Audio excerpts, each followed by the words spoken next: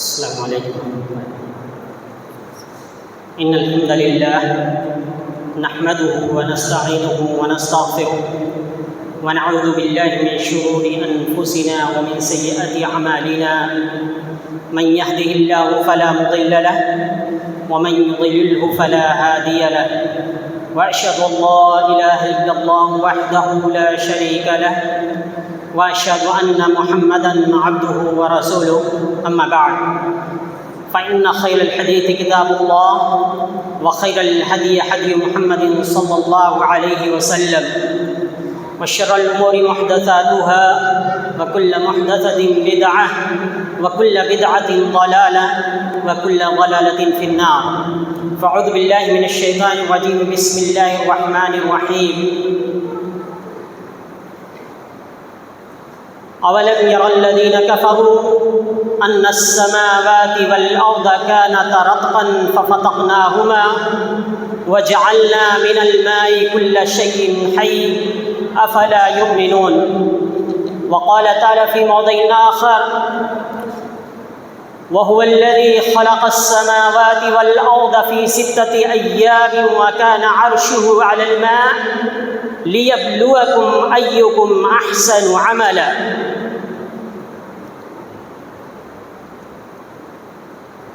حاضرین جمعہ، بزرگان دین، دینی ملی بھائیوں، عزیز طلبہ اور خواتین اسلام، ہم پر اللہ تعالیٰ کے اتنے احسانات ہیں کہ اگر ہم ان احسانات کا شکریہ کرنا چاہیں تو ہم مکمل طور سے اس کا شکریہ ادا نہیں کر سکتے. ہماری زندگی اور زندگی کا وجود جس پر قائم ہے، جس کی تخلیق اولین تخلیق میں سے ہے، جس کی پیدائش اولین پیدائش میں سے ہے، جس کے بارے میں اللہ تبارک و تعالی نے قرآن کریم کے اندر ارشاد فرمایا وَهُوَ الَّذِي خَلَقَ السَّمَاوَاتِ وَالْأَرْضَ فِي 6 أَيَّامٍ، کہ وہی رب العالمین کی ذات ہے جس نے آسمانوں اور زمینوں کو 6 دنوں کے اندر پیدا کیا، اور اس وقت وَكَانَ عَرْشُهُ عَلَى الْمَاءِ، اللہ تبارک و تعالیٰ کا عرش اس وقت پانی پر تھا، یعنی پانی کا وجود اس زمین و آسمان کی تخلیق سے بہت پہلے. حدیث کے اندر رسول اکرم صلی اللہ علیہ وسلم نے بیان فرمایا كتب اللہ مقادیر الخلائق قبل ان يخلق السماوات والارض ب50,000 سنة وكان عرشه على الماء، کہ اللہ تبارک و تعالیٰ نے مخلوقات کی تقدیریں آسمانوں زمین کی پیدائش سے 50,000 برس پہلے لکھی ہیں. اس وقت اللہ تبارک و تعالیٰ کا عرش پانی پر تھا. یہ پانی، اس کے بارے میں دوسری آیت کے اندر اللہ تبارک و تعالیٰ قرآن کریم کے اندر بیان فرما رہا ہے اولم یر الذین کفروا ان السماوات والارض كانتا رتقا ففتقناهما وجعلنا من الماء كل شيء حي افلا يؤمنون. کیا کافر دیکھتے نہیں کہ یہ آسمان و زمین آپس میں ملے ہوئے تھے، پہلے دونوں ایک تھے، ہم نے انہیں 2 ٹکڑوں میں 2 حصوں میں بانٹ دیا،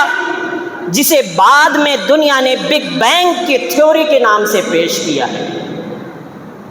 قرآن بہت پہلے اعلان کر رہا ہے. قرآن کے اندر اللہ تبارک و تعالیٰ نے اعلان کر دیا کہ زمین و آسمان ایک تھے، ہم نے اسے 2 حصوں میں بانٹ دیا. اور پھر آگے اللہ تبارک و تعالیٰ نے بیان فرمایا کہ ہر زندہ چیز کی تخلیق، ہر زندہ چیز کو ہم نے پانی سے پیدا کیا ہے۔ افلا یؤمنون، وہ ایمان کیوں نہیں لاتے؟ گویا کہ یہ پانی اتنی بڑی نعمت ہے کہ اس نعمت پر اگر انسان غور کر لے تو اس کا دل خود بخود اللہ اکبر کی صدائیں لگانے لگے گا، اللہ کی وحدانیت کے گن گانے لگے گا، اللہ تبارک و تعالیٰ کا شکر گزار ہو جائے گا، جیسا کہ اس سے پہلی والی آیت کے اندر اللہ تبارک و تعالیٰ نے ذکر کیا کہ آسمان و زمین کی تخلیق 6 دنوں میں ہوئی ہے، اور اللہ تعالیٰ کا عرش پانی پر تھا اس وقت۔ اور پھر آگے اللہ تعالیٰ نے بیان فرمایا لیبلوکم ایکم احسن عملا، تاکہ تمہیں آزمائے، دیکھے کہ نیکی کے اعتبار سے، عمل کے اعتبار سے تم میں بہتر کون ہے، اچھا کون ہے۔ گویا یہ نعمت اتنی عظیم ہے، اتنی بڑی ہے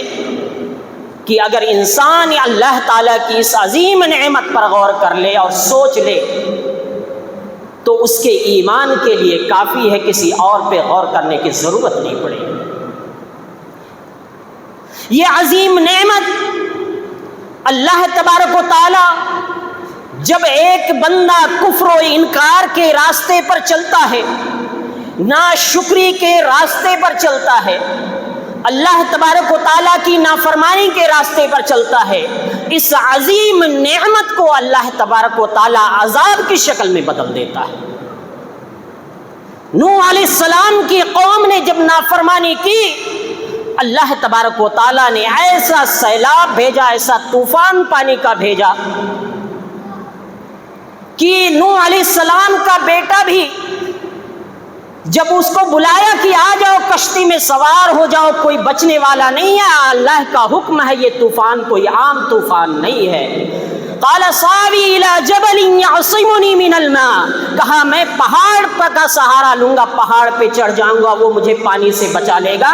حال بینہم الموج فکان من المغرقین، لیکن رب کا فرمان تھا، وہ طوفان تھا، وہ عذاب تھا، اس پانی کو جو نعمت ہے اللہ تبارک و تعالیٰ نے عذاب کی شکل میں بدل دیا، اور ان کے درمیان نوح علیہ السلام کا بیٹا تھا، گویا کہ ایک نبی بھی اپنے بیٹے کو نہیں بچا سکے۔ جب اس نے رب کی نافرمانی کی، رب کی ناشکری کی، تو اللہ تعالیٰ نے ان کے درمیان ایسی موج حائل کر دی جس نے اس کو وہاں سے بھی ڈبو کر کے ختم کر دیا، اور یہ کشتی میں صرف مومن لوگ جا کر کے بچے۔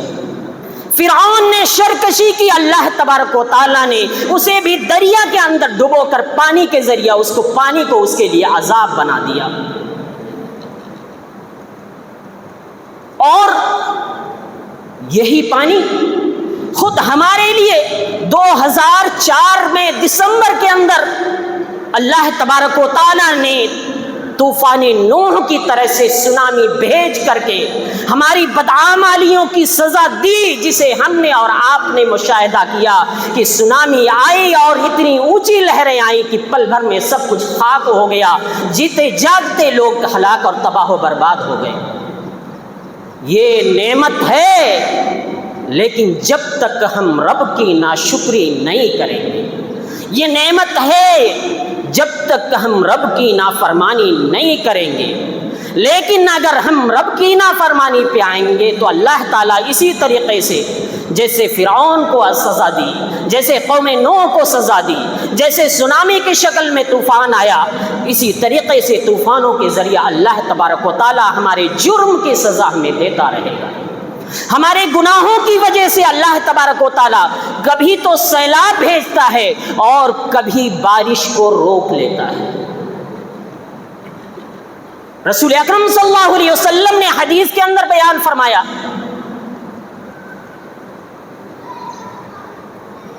لم يمنعوا زکاة اموالهم الا منعوا القطر من السماء،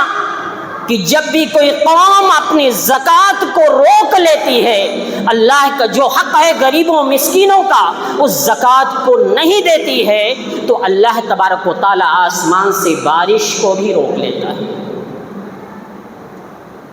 لولا البہائم لم تمطروا،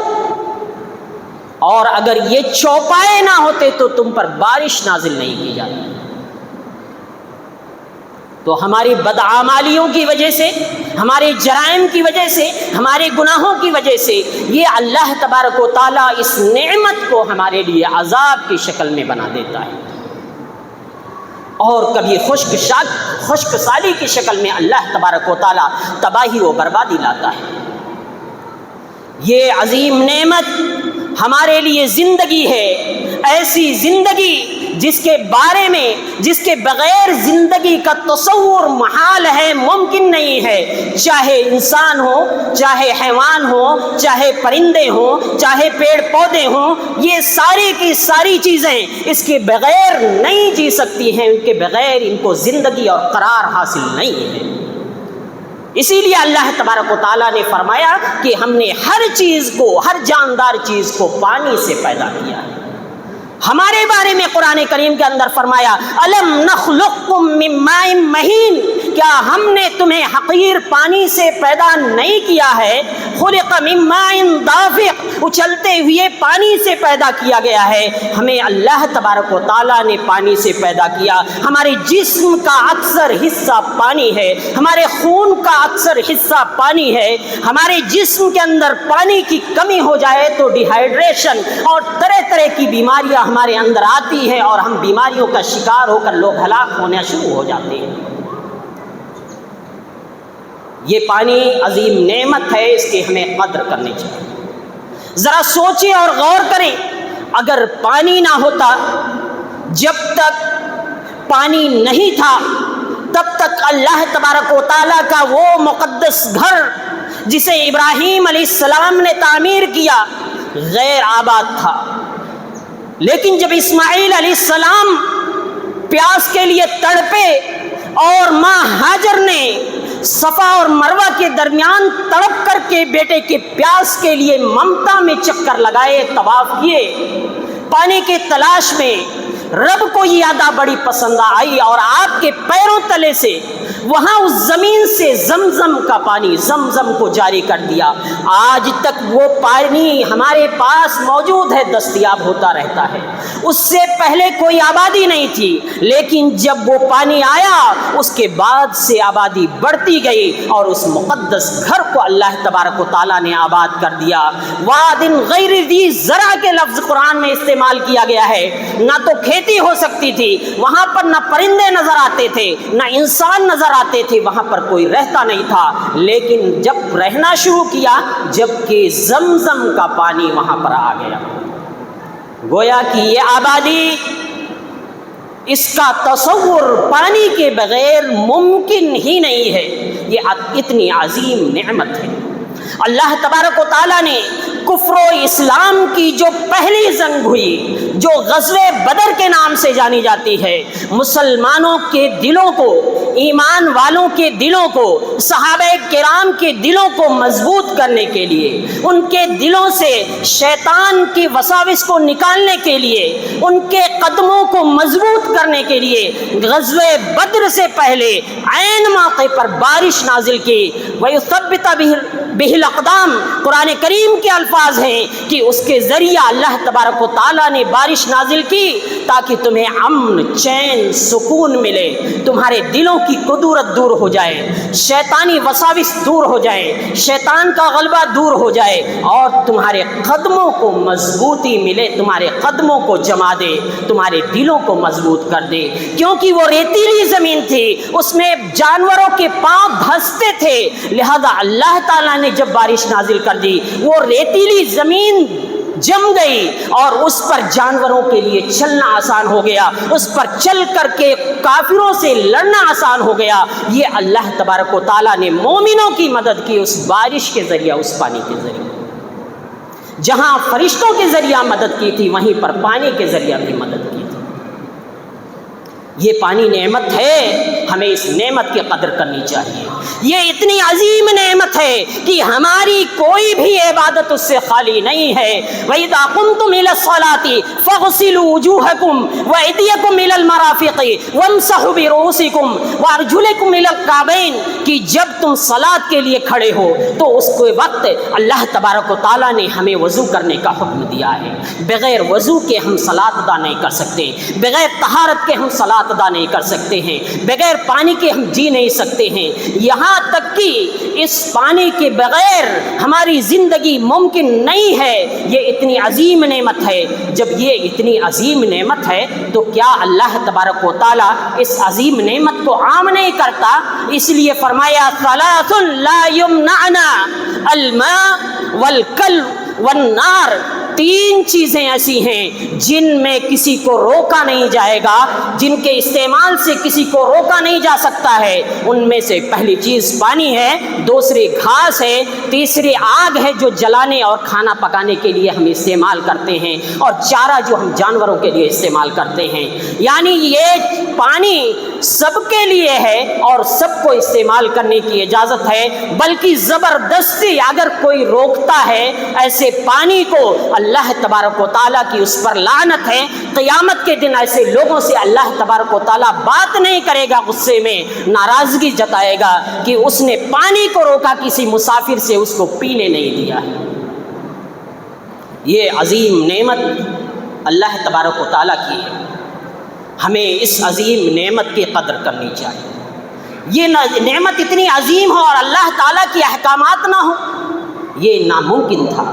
اس لیے اسلامی شریعت میں قدم قدم پر اس پانی کے استعمال کے طریقے بتائے گئے، اس کے حفاظت کے طریقے بتائے گئے، اس کو بچانے کے طریقے بتائے گئے، تاکہ اسے انسانیت کے لیے نفع بخش بنایا جا سکے۔ لہذا ہمیں حکم ہوا ہم پانی پئیں، فَلْيَشْرِبْ بِيَمِينِهِ، جب تم میں سے کوئی پانی پیے تو اپنے دائیں ہاتھ سے پیے، اور فرمایا کہ جب کوئی پانی پیے تو الحمدللہ پڑھ لیا کرے۔ اسی طریقے سے فرمایا لا تشربوا فی آنیۃ الذہب والفضہ، کہ تم سونے اور چاندی کے برتنوں میں پانی مت پیا کرو، کیونکہ یہ کفار کے لیے دنیا میں ہے، تمہارے لیے آخرت میں ہے، تمہارے لیے آخرت ہے، لہذا سونے اور چاندی کے برتنوں میں پانی مت پیو۔ پانی پیو، پانی پینے سے منع نہیں ہے، لیکن سونے اور چاندی کے برتن میں پانی نہیں پینا ہے، ان برتنوں کو استعمال نہیں کرنا ہے اس کے لیے۔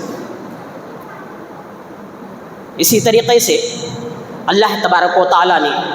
ہمیں اس پانی کے بارے میں اور بہت ساری ہدایتیں دی۔ ہمیں اس پانی کی حفاظت کے لیے کس قدر رسول اکرم صلی اللہ علیہ وسلم نے رہنمائی فرمایا کہ آپ صلی اللہ علیہ وسلم پانی پی رہے ہیں یا دودھ پی رہے ہیں، آپ کے ہاتھ میں ہے، دائیں طرف ایک چھوٹے سے بچے ہیں، بائیں طرف دوسرے بڑے صحابہ کرام ہیں، آپ بچے سے پوچھ رہے ہیں کہ تم دائیں جانب ہو، اس کا حقدار تم بنتے ہو، بتاؤ اگر تمہاری اجازت ہو تو بائیں طرف والوں کو پہلے دے دوں، کیونکہ یہ بزرگ صحابہ کرام ہیں۔ صحابی نے کہا، ان بچے صحابی نے کہا کہ نہیں، میں کسی کو اس پر ترجیح نہیں دے سکتا، لہذا آپ صلی اللہ علیہ وسلم نے دائیں جانب والے کو پہلے دیا۔ گویا کہ اس حدیث سے ہمیں یہ سبق ملا کہ اگر بہت سارے لوگ پانی کے دعوے دار ہوں تو اس پانی کا حقدار سب سے پہلے دائیں جانب والا ہو۔ اسی طریقے سے کھیتوں کی سینچائی کے تعلق سے جب بات آئی، رسول اکرم صلی اللہ علیہ وسلم نے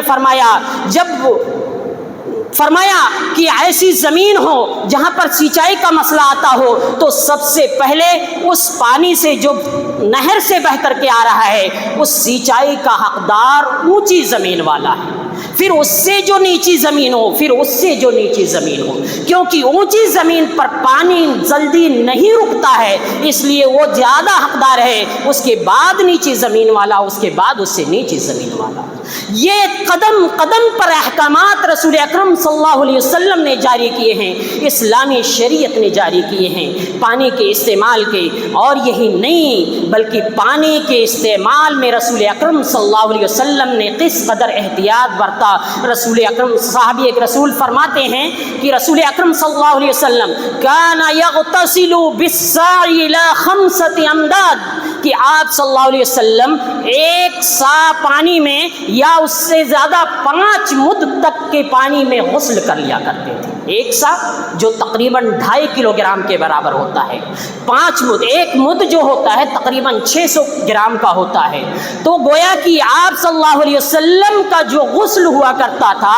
ایک سا یعنی 2.5 کلو گرام پانی میں یا 5 مد پانی یعنی 600 گرام مزید بڑھا لے تو 3 کلو گرام سے زائد پانی میں آپ غسل کر لیا کرتے تھے۔ یہ آپ کے غسل کے لیے کافی ہوتا تھا۔ ذرا آپ اندازہ لگائیں کہ رسول اکرم صلی اللہ علیہ وسلم کس طریقے سے پانی کی حفاظت کیا کرتے تھے۔ اور وَيَتَوَضَّأُ بِالْمُدِّ،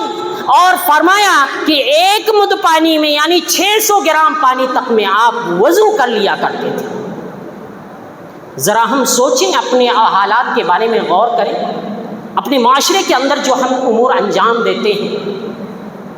رسول اکرم صلی اللہ علیہ وسلم کی اس حدیث کو بھی سامنے رکھیں۔ آپ نے فرمایا سَيَكُونُ فِي أُمَّتِي أَقْوَامٌ يَعْتَدُونَ فِي الطَّهُورِ وَالدُّعَاءِ، کہ امت کے اندر ایسے لوگ ہوں گے جو طہارت حاصل کرنے میں، پاکیزگی حاصل کرنے کے لیے حد سے تجاوز کر جائیں گے۔ غسل کرنا ہے، وضو کرنا ہے، پاکیزگی حاصل کرنی ہے، صفائی حاصل کرنی ہے، ضرورت سے زیادہ پانی خرچ کریں گے۔ اسی طریقے سے دعا میں بھی حد سے تجاوز کریں گے، غیر شرعی دعائیں مانگیں گے یا ایسی دعائیں مانگیں گے جس کے حقدار نہیں تھے، غلط طریقے سے دعا مانگیں گے۔ لہذا رسول اکرم صلی اللہ علیہ وسلم نے اس سے آگاہ کیا، بلکہ ایک حدیث کے اندر بیان فرمایا 3 بار وضو کرنے کا ذکر کرتے ہوئے کہ 3 بار اعضائے وضو کو دھو۔ اس کے بعد فرمایا کہ فمن زاد علی ھذا، جس نے اس پر زیادہ کیا، اس سے مزید کیا، فقد اساء وتعدى وظلم، اس نے برا کیا، اس نے سرکشی کی، اس نے ظلم کیا کہ اگر 3 سے زائد بار اس کو بلا وجہ خرچ کرتا رہا اور اپنے اعضاء کو دھوتا رہا۔ طہارت اور پاکیزگی کا حکم دیا ہے، پانی کو ہماری زندگی قرار دیا، لیکن اس میں اسراف اور فضول خرچی کی ذرہ برابر بھی اجازت نہیں دی ہے۔ فرمایا کلو واشربو ولا تسرفو، کھاؤ پیو لیکن حد سے تجاوز مت کرو، اسراف مت کرو، فضول خرچی مت کرو۔ لہذا ہمارے لیے لازم اور ضروری ہے کھائیں پئیں اور فضول خرچی سے بچیں، اس نعمت کی قدر کریں۔ ذرا سوچیں، غور کریں، صرف ملکی پیمانے پر نہیں، عالمی پیمانے پر پانی کے لیے جھگڑے ہوتے ہیں اور معاہدے ہوتے ہیں۔ ایسے ممالک ہیں جو دریاؤں کے لیے لڑتے ہیں اور اس کے لیے قوانین بنانے پڑے حکومتوں کو، ورلڈ لیول پہ قوانین بنے، چاہے وہ سندھ طاس معاہدہ ہو ہندوستان اور پاکستان کے بیچ میں، چاہے برہم پتر پر میگا ڈیم بنانے کا چین کا معاملہ ہو، چاہے دریائے ہلمند پر افغانستان اور ایران کے بیچ کا معاملہ ہو، چاہے جارڈن اور اسرائیل کے بیچ کا معاملہ ہو پانی کو لے کر کے، چاہے سوڈان اور مصر کا دریائے نیل کے تعلق سے لے کر کے معاملہ ہو، اسی طریقے سے رشیا کا اپنے مخالف دشمن پر بمباری کرنا اور اس کے ڈیم پر بمباری کرنا، جہاں پانی کو ہتھیار کے طور پر بھی استعمال کیا جاتا ہے، دوسروں کو بھوکا اور پیاسا رکھنے کے لیے بھی استعمال کیا جاتا ہے، جہاں بجلی اور پانی کو بڑھانے کے لیے استعمال کیا جاتا ہے، وہیں پر فوجی طور پر بھی استعمال کیا جاتا ہے۔ اور یہ دیگر ممالک کی صرف بات نہیں، خود ہمارے ملک کے اندر کاویری ندی کو لے کر کے کرناٹک اور تامل ناڈو کے بیچ میں لڑائی ہوئی، فورسوں کے درمیان جھڑپیں ہوئیں، یہ صرف اور صرف پانی کے لیے، یہ معاہدے ہوئے پانی کے لیے۔ یہ کوئی معمولی معاملہ نہیں ہے، یہ معمولی چیز نہیں ہے، یہ نعمت جتنی عظیم ہے اتنا ہی قدر کرنا بھی ہمارے لیے ضروری ہے کہ آخر ان کو ڈیم کیوں بنانے پڑ رہے ہیں، آخر یہ معاہدے کیوں کرنے پڑ رہے ہیں، تاکہ لوگوں کو برابر پانی مل سکے، تاکہ لوگوں کو ان کھیتوں کو سینچائی عطا کی جا سکے جن سے غلے پیدا ہوتے ہیں، تاکہ لوگ پیاسے نہ رہ جائیں، جس میں سے اکثر مڈل ایسٹ کے ممالک ہیں جو پیاس کے شکار ہو جاتے ہیں، یا صحارا افریقہ کے لوگ ہیں، یا ساؤتھ افریقہ کے لوگ ہیں جہاں پانی کی پیاس کے شکار ہو کر کے لوگ مرتے ہیں اور پانی کے لیے تڑپتے ہیں۔ لیکن ایسے موقع پر اگر ہم پانی کے قدر نہ کریں، اس کی قیمت کو نہ جانیں، اس کو ضائع کریں، تو یہ کتنی بڑی ناشکری ہوگی۔ ذرا سوچیں اور غور کریں۔ اس کے لیے گورنمنٹ کام کر رہی ہے، لوگ کام کر رہے ہیں کہ اس پانی کی حفاظت کی جائے۔ اسی ٹیکنک کے حساب سے ٹوٹیاں بنائی جاتی ہیں کہ ضرورت سے زیادہ پانی نہ گرے، اسی حساب سے ٹوٹیاں لگائی جاتی ہیں کہ ایک مقدار سے زیادہ پانی نہ گرے اور گرنے کے بعد وہ خود بخود رک جائے۔ آٹومیٹک سسٹم جنریٹ کیے جاتے ہیں۔ اور یہی نہیں، جو گندے پانی ہیں، جو پانی اچھے نہیں ہوتے ہیں، ان کی صفائی کے لیے، ان کی ستھرائی کے لیے سائنٹیفک طریقے سے ان کو بہتر بنا کر استعمال کرنے کے طریقے ایجاد کیے جاتے ہیں، یہ محض انسانیت کی بھلائی اور بہتری کے لیے۔ لیکن ذرا سوچیں، اسی پانی کے اگر ضیاع کا ہم سبب بنتے ہیں، اسی پانی کے بربادی کا ہم سبب بنتے ہیں، اور ہماری وجہ سے کوئی پیاسا رہ جاتا ہے، ہماری وجہ سے کوئی پیاس سے تڑپ کر مر جاتا ہے، ہماری وجہ سے کوئی پانی سے محروم ہو جاتا ہے، کیا ہم اس کے مجرم نہیں ہوں گے؟ اس پانی کو ضائع کرنے کی وجہ سے اللہ تعالیٰ کے ہاں ہم جواب دہ نہیں ہوں گے؟ اللہ تبارک و تعالیٰ کے ہاں ہمارا مواخذہ نہیں ہوگا؟ یقیناً ہوگا،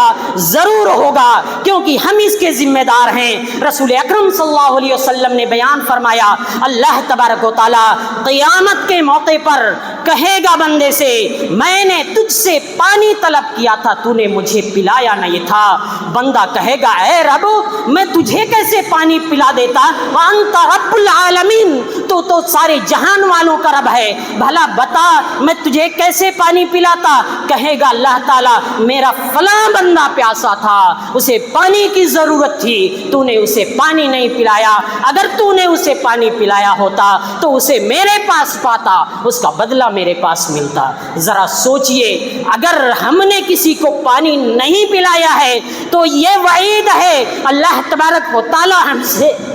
ہم سے سوال کرے گا۔ لیکن اگر ہم نے جان بوجھ کر پانی کو ضائع کیا ہے اور اس کی وجہ سے کوئی پیاس سے تڑپا ہے تو کیا ہم سے مواخذہ نہیں ہوگا؟ کیا ہم سے پوچھا نہیں جائے گا؟ یقیناً پوچھا جائے گا، یقیناً سوال ہوگا۔ ہمیں اور آپ کو چاہیے کہ اس پر غور کریں، اور اگر ہم پانی پلاتے ہیں تو اس کا بھی ثواب سنیں۔ رسول اکرم صلی اللہ علیہ وسلم نے بیان فرمایا کہ ایک شخص کنویں کے پاس سے گزر رہا تھا تو ایسی صورت میں کیا دیکھتا ہے کہ ایک کتا زمین کو چاٹ رہا ہے پیاس سے تڑپ کے۔ وہ شخص خود بھی پیاسا تھا، اس نے کنویں سے پانی نکالا، خود پیا، اور جب کتے کی پیاس محسوس کی تو اسے بھی پلا دیا، اور اللہ تبارک و تعالیٰ نے اس کے بدلے میں اسے جنت عطا کیا۔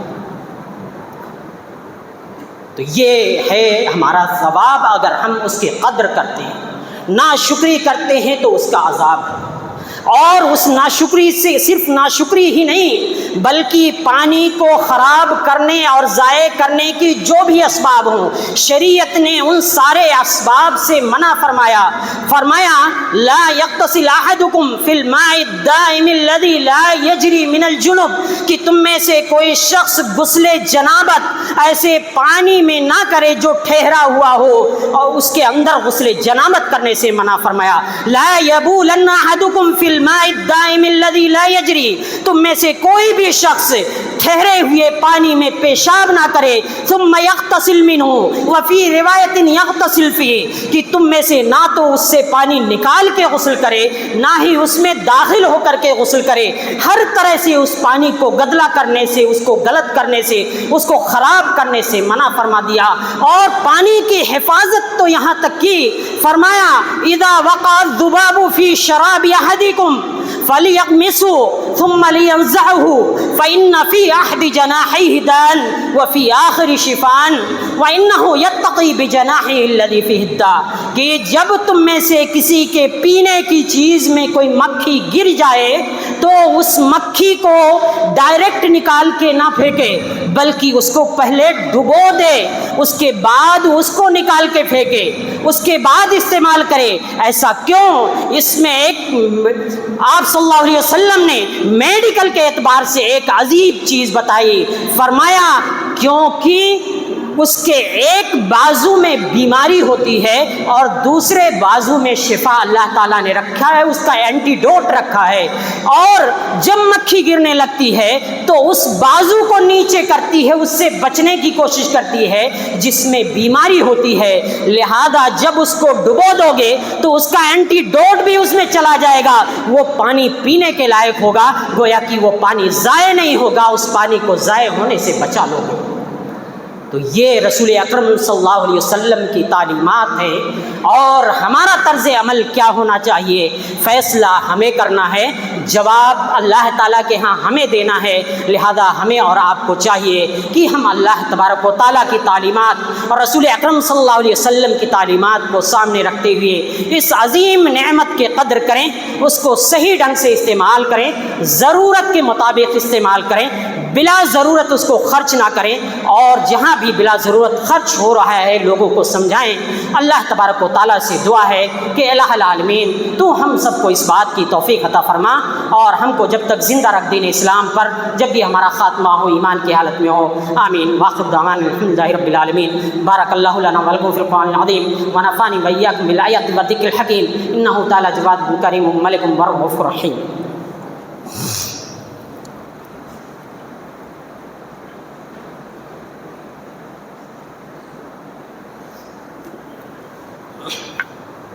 ان الحمد لله نحمده ونستعينه ونستغفره ونعوذ بالله من شرور انفسنا ومن سيئات اعمالنا، من يهده الله فلا مضل له ومن يضلل فلا هادي له، واشهد ان لا اله الا الله وحده لا شريك له واشهد ان محمدا عبده ورسوله، اما بعد فان خير الحديث كتاب الله وخير الهدي هدي محمد صلى الله عليه وسلم، وشر الامور محدثاتها وكل محدثه بدعه وكل بدعه ضلاله وكل ضلاله في النار، فاعوذ بالله من الشيطان الرجيم، بسم الله الرحمن الرحيم، ان الله وملائكته يصلون على النبي يا ايها الذين امنوا صلوا عليه وسلموا تسليما، اللهم صل على محمد وعلى ال محمد كما صليت على ابراهيم وعلى ال ابراهيم انك حميد مجيد، اللهم بارك على محمد وعلى ال محمد كما باركت على ابراهيم وعلى ال ابراهيم انك حميد مجيد، ان الله يأمر بالعدل والاحسان وايتاء ذي القربى وينهى عن الفحشاء والمنكر والبغي يعظكم لعلكم تذكرون، وادعوه يستجب لكم، ولذكر الله تعالى أولى وعز وجل وأتم وأكبر، والله يعلم ما تصنعون۔